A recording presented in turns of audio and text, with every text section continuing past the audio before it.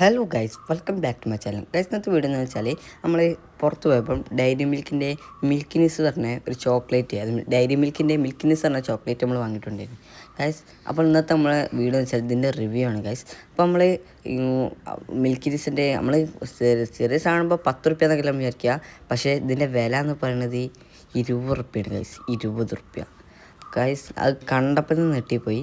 പക്ഷേ നമ്മൾ ടേസ്റ്റ് നോക്കുകയാണെങ്കിൽ റിവ്യൂ പറയാനോ വേണ്ടി നമ്മളൊന്ന് വാങ്ങി നോക്കിയതാണ് ഗൈസ്. മിൽക്ക് ജ്യൂസറിന് ഇതിൻ്റെ ഉള്ളിൽ കണ്ടിട്ടൊരു വൈറ്റ് ചോക്ലേറ്റിൻ്റെ എന്തുള്ളതാണ്. അപ്പോൾ നമ്മൾ ഒന്ന് പൊട്ടിച്ച് ട്രൈ ചെയ്ത് നോക്കാം